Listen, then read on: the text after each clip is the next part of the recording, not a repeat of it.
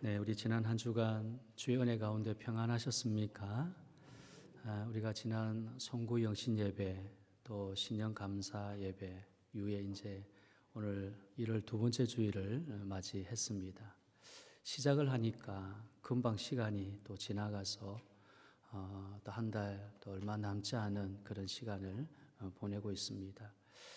세월의 흐름 속에서 또 새해를 하나님 주셨는데 우리에게 준 이 귀한 기회를 또 잘 선용하고 또 무엇보다도 하나님께 맡겨주신 거룩한 직분을 감당하는 일에 우리 모두 충성스러운 주의 종들이 다 되어지기를 주님의 이름으로 축복합니다. 아멘. 자, 우리 옆에 있는 분들 앞뒤로 또 우리 반갑게 인사 나누십시다. 주님의 이름으로 사랑합니다. 주님의 이름으로 사랑합니다. 네, 축복합니다. 감사합니다. 네, 반갑습니다. 우리 잘 알고 있는 말씀 본문이지요. 요한복음 4장 19절부터 24절 말씀으로 예배를 잘 드립시다 라고 하는 제목으로 잠시 말씀 나누려고 합니다.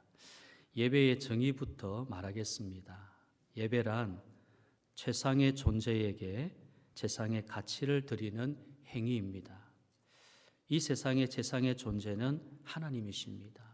그리고 최상의 가치는 예배자가 준비하는 가장 중요한 것을 말합니다. 그래서 예배란 하나님에게 가장 중요한 것을 드리는 최고의 행위라고 할 수 있습니다. 이렇게 예배의 정의를 알게 되면 우리의 예배가 잘되고 잘못된 것을 알 수 있게 됩니다. 만일 예배자가 예배를 최상의 모습으로 드리지 않는다면 예배는 잘못된 것이죠. 최상의 존재에게 최상의 가치를 드리지 않고 무엇인가 얻고 받기 위하여 드리는 예배는 탈선된 예배입니다. 예배를 통해 하나님이 가장 세상에서 가치 있다고 고백하는 이유가 바로 거기에 있습니다. 그러므로 우리는 하나님께 합당한 영광을 돌리는 예배자가 되어야 됩니다. 그런데 안타깝게도 성도들은요, 예배에서 하나님의 가치보다는 자신의 가치를 높이 듭니다. 자신이 바라는 것이 가치 있는 것으로 생각합니다. 그래서 자신에게 유익이 되지 않거나 득이 되지 않는 예배는 무가치한 것으로 판단하는 실수를 하게 되는 것이죠. 이제부터라도 예배의 인식을 바꿔야 됩니다. 예배는 하나님의 가치에 대해 찬양과 감사와 존경을 고백하고 표현하는 것입니다. 그래서 우리 교회의 직분을 가진 분들과 성도들은 더욱 예배의 의식이나 자세가 바르게 되어 있어야 우리 교회 예배 가치가 높아지게 되어 하나님의 예배를 통해서 베풀어 주시는 은혜를 누리게 되는 것입니다. 그런데 왜 예배가 가치 있는 것입니까? 예배는 하나님의 명령하신 엄숙한 명령이기 때문입니다. 그러므로 구약이나 신약이나 먼저 하나님을 섬기는 법에서 첫째 자리에 두어야 할 것이 예배입니다. 하나님을 잘 섬기도록 한 명령이 예배 명령입니다. 성경에서 말하는 이 섬김의 제일 의도가 하나님을 예배하는 것으로 기본적으로 이 예배의 뜻이 섬김의 뜻, 섬김이 곧 예배라고 할 수가 있습니다. 자, 출애굽기 20장 3절부터 8절 말씀인데요. 출애굽기 20장 3절에서 8절. 자, 우리 말씀 교독하여 읽도록 하겠습니다. 제가 3절 먼저 읽겠습니다. 너는 나 외에 다른 신들을 내게 두지 말라.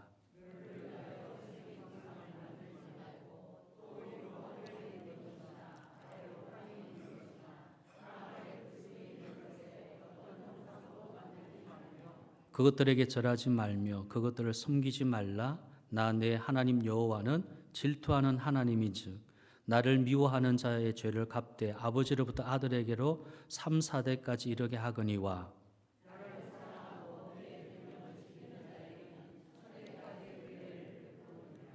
너는 내 하나님 여호와의 이름을 망령되이 부르지 말라. 여호와는 그의 이름을 망령되이 부르는 자를 죄 없다 하지 아니하리라. 이를 기억하여 거룩하게 지키라. 아멘. 십계명의 섬김에 관한 내용이 제1계명에서 제4계명까지입니다. 섬긴다는 것은 예배하는 것을 말합니다. 예배를 하는 것은 하나님 외에 다른 것을 하지 말아야 합니다. 만일 다른 것을 예배하면 하나님을 미워하는 자, 여기 미워하는 자 죄를 갚되 벌을 받게 되고, 지키는 자에게는 천대까지 은혜를 베풀어 주시는 언약이 있습니다. 성도 여러분, 왜 다른 이름이나 형상을 만들지 말라고 합니까? 하나님이 유일하게 세상에서 가장 가치 있는 분이시기 때문입니다.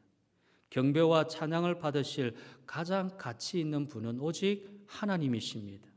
그렇기 때문에 여기 5절에 하나님 여호와는 질투하는 하나님이라고 하신 이유가 둘이 존재할 수 없다는 것을 말씀하신 것입니다. 그러므로 예배는 하나님만을 가치 있는 분으로 섬김으로 명령하신 것이니 우리가 지켜야 한다는 것입니다.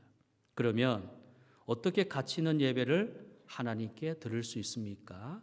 우리 잘 아는 말씀의 내용인데요. 다시 한번 새기면서 이 말씀을 들었으면 좋을 것 같습니다. 첫째는 아버지께 예배를 바르게 드리라라는 것입니다.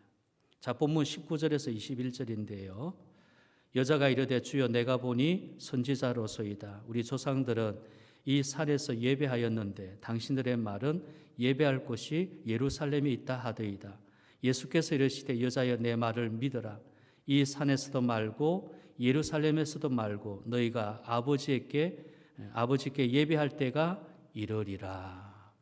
자, 예수님과 이방 여자에 대하여서 예수님이 계속하신 말씀이 예배를 묻는 여인에게 아버지라는 말씀을 강조하십니다.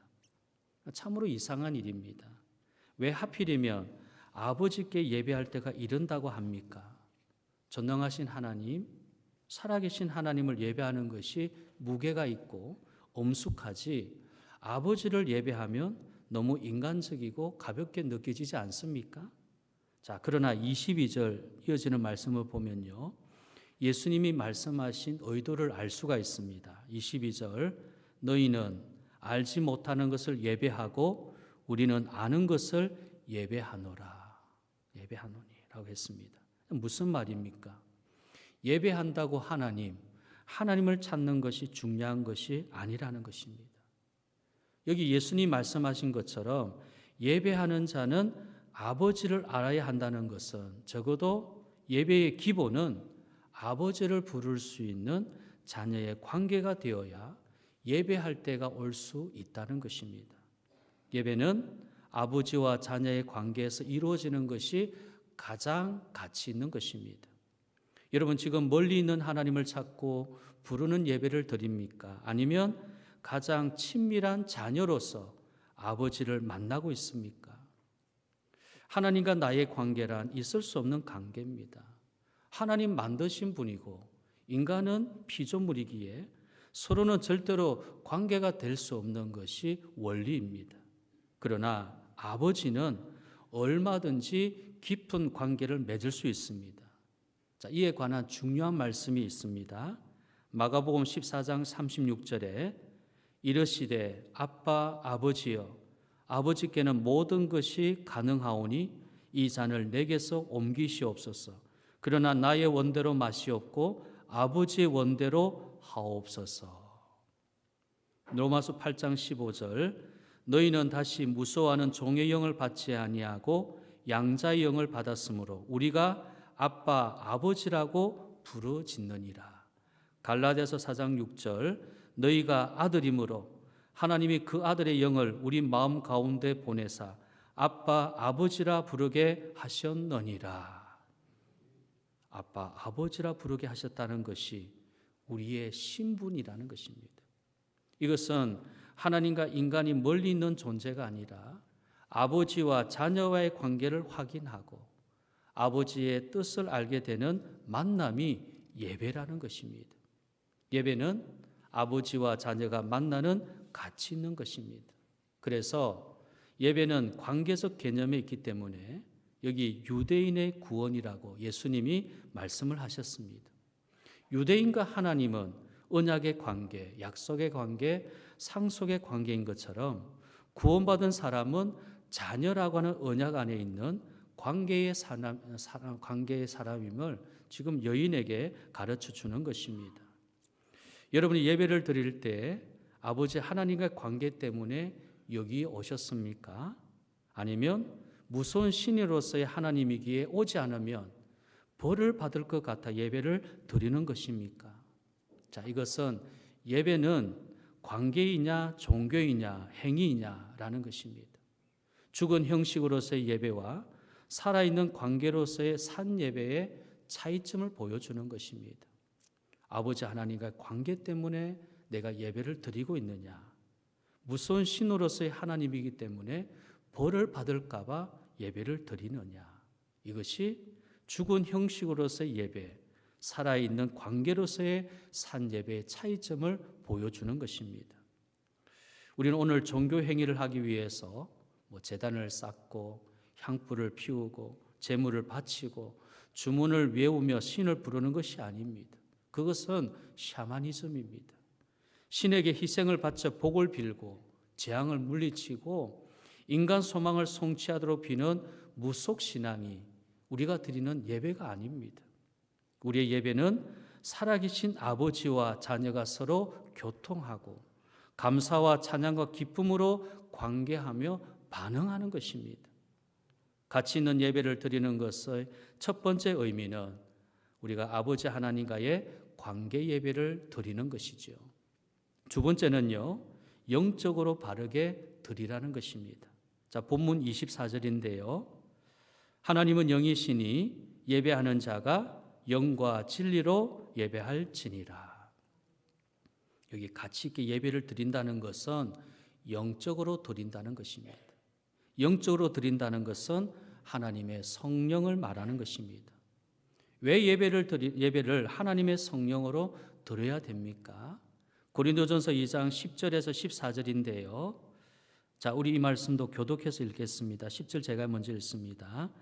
오직 하나님이 성령으로 이것을 우리에게 보이셨으니 성령은 모든 것 곧 하나님의 깊은 것까지도 통달하시느니라. 11절. 11절. 네. 11절. 네. 네.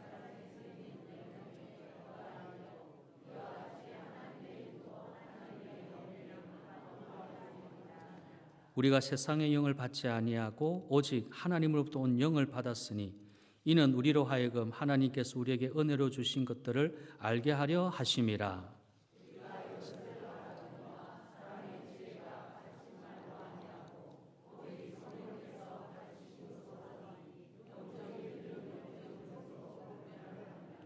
같이요. 육에 속한 사람은 하나님의 성령의 일들을 받지 아니하나니 이는 그것들이 그에게는 어리석게 보임이요 또 그는 그것들을 알 수도 없나니 그러한 일은 영적으로 분별되기 때문이라. 아멘. 예배는 아버지와 자녀의 관계로 시작되지만 관계적인 면만 있는 것이 아닙니다. 예배는 영적인 일입니다. 그래서 아버지와의 예배, 하나님을 예배하라는 것을 예수님이 동시에 말씀을 하셨습니다. 예배는 하나님을 알 수 있게 하는데요. 하나님을 아는 길은 성령으로 가능하다고 사도 바울이 가르쳐주고 있습니다. 예배는 영적인 일입니다. 예배는 성령의 사역입니다. 그러므로 영적으로만 깨닫고 분별하게 되는 것이죠. 성령은 모든 것 곧 하나님의 깊은 것까지도 통달하시느니라. 그래서 예배의 전 과정에서 가장 중요한 것은 성령 인도, 성령 역사, 성령 부음, 성령 충만입니다. 초대교회 예배가 성령의 역사는 예배였습니다. 그렇기 때문에 사람이 할 수 없고 볼 수 없는 일들이 예배 가운데 일어났습니다. 사도행전 2장 2절부터 4절입니다. 호련히 하늘부터 급하고 강한 바람 같은 소리가 있어 그들이 앉은 온 집에 가득하며 마치 불의 혀처럼 갈라지는 것들이 그들에게 보여 각 사람 위에 하나씩 임하여 있더니 그들이 다 성령의 충만함을 받고 성령이 말하게 하심을 따라 다른 언어들로 말하기를 시작하니라. 사람이 할 수 없는 일들이 예배 속에 일어났습니다. 그 후 성령의 부어주심 사도행전 2장 33절, 성령의 말하심 사도행전 4장 25절, 성령의 충만하심 4장 32절, 성령의 위로 9장 32절, 이 계속되는 교회가 초대교회입니다. 초대교회는 살아있는 교회지요. 생명력이 있고 움직이고 역동성이 폭발할 수 가지는 교회입니다. 그렇게 된 것이 성령의 예배 때문입니다. 우리 교회 예배는 이렇게 만들어야 됩니다. 성령의 이 생명 역사가 없는 죽은 예배나 사람들이 모였다가 흩어지는 집회가 되어서는 안 됩니다. 하나님의 성령의 역사를 일으키는 예배가 되어야 합니다. 그래서 우리의 예배를 통해서 세상에서 경험할 수 있는 일들이 일어나서 죽은 자가 살아나고 병든 자가 치유받고 근심과 걱정에 포로된 자가 자유를 얻고 예수를 말하지 못하고 전하지 못하는 사람들이 변화가 되어서 이곳 저곳에서 눈물과 감격과 은혜가 넘치며 참 어찌할 줄 모르는 감격의 예배를 드려야 합니다. 사도 바울이 가르쳐준 예배가 있습니다. 로마서 8장 26절인데요. 이와 같이 성령도 우리의 연약함을 도우시나니 우리는 마땅히 기도할 바를 알지 못하나 오직 성령이 말할 수 없는 탄식으로 우리를 위하여 친히 간구하시느니라. 우리는 마땅히 기도할 바를 알지 못하지만 성령이 친히 우리를 위해서 간구하시고 기도하신다 그랬습니다. 골로새서 3장 16절, 그리스도의 말씀이 너희 속에 풍성히 거하여 모든 지혜로 피차 가르치며 권면하고 시와 찬송과 신령한 노래를 부르며 감사하는 마음으로 하나님을 찬양하고 그리스도의 말씀이 너희 속에 풍성히 거한다 했습니다. 에베소서 5장 19절, 시와 찬송과 신령한 노래들로 서로 화답하며 너희의 마음으로 주께 노래하며 찬송하며. 자, 바울이 예배에 대해서 말하면서요, 기도, 말씀, 찬송, 감사 말을 합니다. 예배의 가치는 신령함, 즉 성령의 역사라는 것입니다. 기도를 하든 찬양을 하든 성령을 의지하고 성령께 열린 마음으로 온 마음으로 화답하는 예배를 드려야 됩니다. 우리 교회는 서로 마음을 같이하여 살아있는 예배를 드려야 합니다. 성령 충만으로 내주하심의 예배와 성령의 부어주심, 기름 부으심이 늘 위로부터 흘러넘쳐 성도들의 마음 중심에서 밖으로 넘쳐나는 예배를 드려 하나님을 경험하고 분별하고 하나님을 기쁘시게 하는 예배자가 될 수 있는 것입니다. 그래서 다윗은 시편 57편 7절에서 9절에서요, 하나님의 내 마음이 확정되었고 내 마음이 확정되었사오니 내가 노래하고 내가 찬송하리이다. 내 영광아 깰지어다. 비파야 수고마 깰지어다. 내가 새벽을 깨우리로다. 주여 내가 만민 중에서 주께 감사하오며 문나라 중에서 주를 찬송하리이다. 주의 영으로 가득 채워진 예배자의 모습을 알 수가 있습니다. 예배의 가치는 영적 예배에 있습니다. 세 번째로요, 진리로 바르게 드리라는 것입니다. 자, 본문 다시 24절에 하나님은 영이시니 진리로 예배할지니라. 진리로 예배할지니라. 세 번째 해당되는 가치 있게 드리는 예배는 진리의 예배입니다. 여러분, 하나님을 아는 방법이 둘입니다. 하나는 성령의 깨닫게 하심이며 다른 하나는 하나님의 말씀입니다. 하나님 말씀과 성령의 깨닫게 하심으로 우리는 하나님을 알게 되는데, 그런데 왜 진리로 예배를 드리라고 예수님 말씀하셨습니까? 예배는 진리로 하라는 뜻이 무엇일까요? 여러분, 진리는 영원히 변하지 않는 것을 의미합니다. 그래서 하나님의 말씀을 풀은 마르고 꽃은 시드나 우리 하나님의 말씀은 영원히 서리라 하라라고 이사야 40장 8절에서 말씀하고 있습니다. 하나님 말씀만이 영원하다는 것입니다. 이 세상은 사람이나 만물이 제한적이죠. 창조주 하나님에 의해서 창조된 모습대로 존재할 뿐입니다. 그러나 하나님의 말씀은 언제나 동일하고 영원하고 불멸한 것입니다. 변하지 않습니다. 상황과 환경에 따라 말씀이 다르지 않습니다. 지역에 따라, 국가에 따라, 교회에 따라, 예배에 따라, 사람에 따라서 하나님의 말씀은 다르지 않습니다. 동일합니다. 그래서 예배의 중심이 하나님의 말씀인 것입니다. 그러면 하나님 말씀이 왜 진리입니까? 말씀은 하나님이시고 주 예수 그리스도이시기 때문입니다. 요한복음 1장 1절에 태초에 말씀이 계시니라. 이 말씀이 하나님과 함께 계셨으니 이 말씀은 곧 하나님이시라. 요한복음 1장 14절 말씀이 육신이 되어 우리 가운데 거하심에 우리가 그의 영광을 보니 아버지의 독생자의 영광이요 은혜와 진리가 충만하더라. 하나님 말씀은 곧 하나님이시며 예수님이십니다. 예배는 사람이 주인공이 아니라 하나님과 예수님입니다. 그것을 버리면 진리를 버리는 겁니다. 진리를 버리면 잘못된 것이죠. 예배의 기준은 사람이 아닙니다. 그러므로 예배를 진리로 드리면 하나님이 받으시고 기뻐하시지만 사람이 기준이 되면 예배를 하나님은 거절하시는 것입니다. 그리고 그 진리는 하나님의 질서입니다. 예배는요, 순서나 프로그램보다 하나님 말씀대로 따르는 질서가 중요합니다. 오늘의 예배가 너무 무질서해 보입니다. 자기 마음대로 예배를 평가하고 설교나 기도나 찬양이나 봉헌을 하나님이 말씀하신 대로 지키려는 자세가 점점 희미해져 가고 있습니다. 예를 들어서 영적 질서를 강조하는 설교나 교훈적 말씀을 전하면 성도들이 듣기 싫어합니다. 그러나 재미있고 웃기고 사람들 이야기, 성공, 축복, 돈을 버는 것에 대해 전하면 좋아합니다. 점점 인간 중심적 설교와 감각적 설교가 되어서 진리를 잃어가고 있습니다.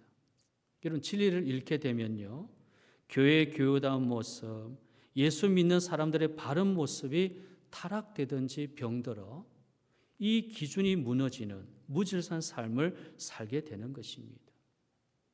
교회가 교회다워지고 예수 믿는 사람들이 바른 모습이 되는 것은 말씀 중심, 진리 중심의 예배가 되어질 때에 이루어지는 것입니다. 사도 바울은 고린도 교회 성도들에게 이렇게 말씀했습니다. 고린도전서 6장 13절에 음식은 배를 위하여 있고 배는 음식을 위하여 있나니 하나님은 이것저것을 다 폐하시리라. 몸은 음란을 위하여 있지 않고 오직 주를 위하여 있으며 주는 몸을 위하여 계시느니라. 사람의 배는 음식만을 위해서 있고 음식은 배를 위하여 있다는 것입니다.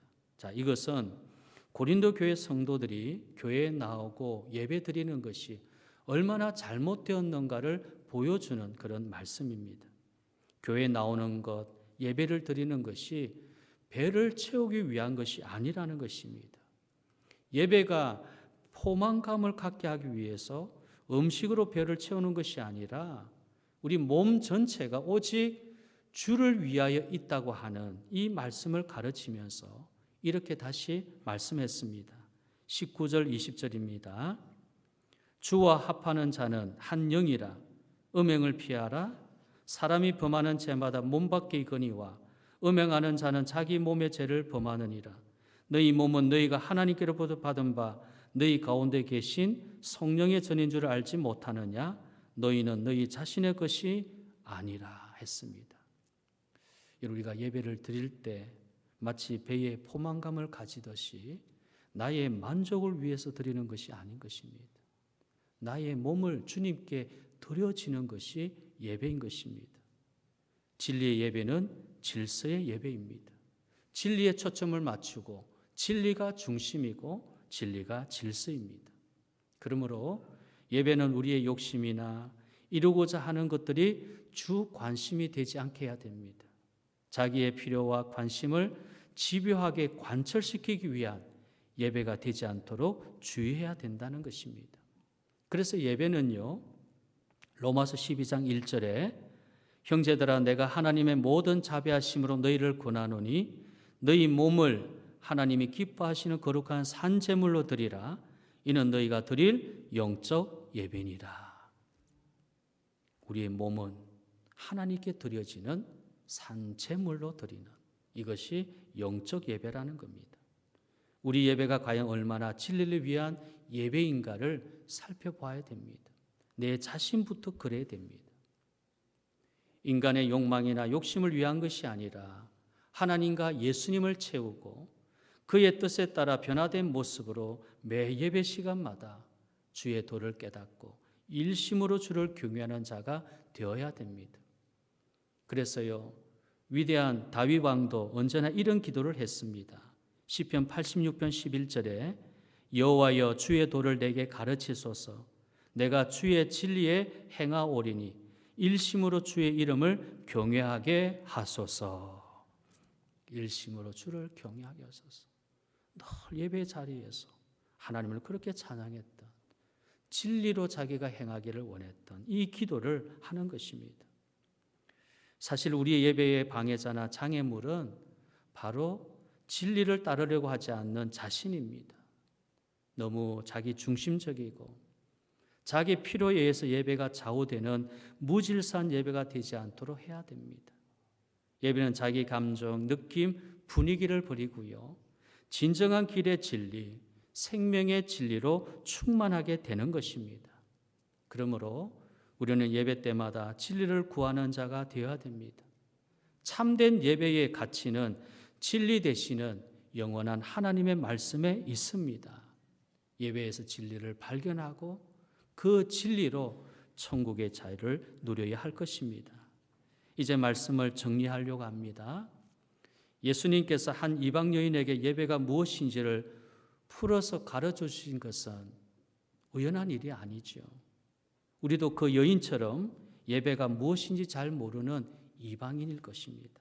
그러나 예배가 무엇인지를 아는 것도 중요하지만 더더욱 중요한 것은 여인이 예수님을 만났다고 하는 그 사실입니다. 우리에게 주시는 오늘의 메시지가 그것입니다.